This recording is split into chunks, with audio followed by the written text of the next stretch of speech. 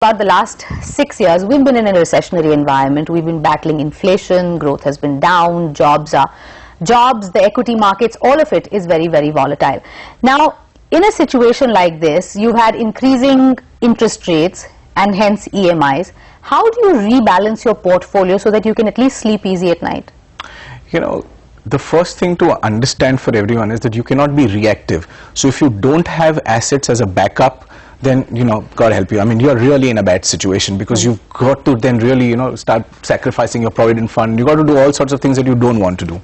Now, having said that, say EMI, if you keep your EMI at 20%, follow my first rule of putting away 20-25% of money as investment and savings, number one. Second, you restrict your EMI to 20% of your, you know, take-home pay.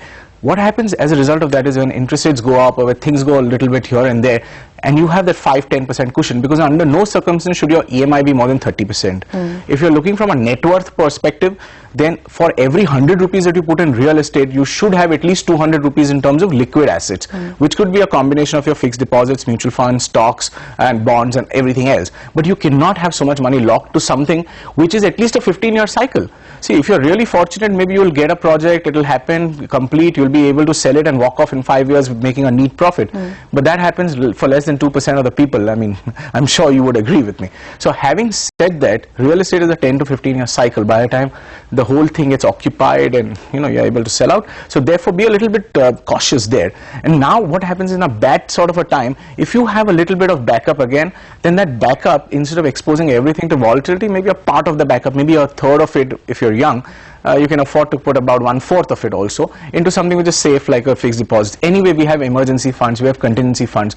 So those safe funds could be allotted to these kind of safe goals, which is, you know, typically we say 6 to 12 months of expense provisions, EMI provisions, medical contingency provisions. Now all these funds you're obviously not going to put in the stock market, and that could comprise of your balanced portfolio, or that could comprise of your debt part of the portfolio and your safe part of the portfolio, and that will sort of help you tide through some cushions also. Okay, so your total debt burden on the take-home salary should not exceed 20%. 20% ideally speaking, yes. Okay, now we come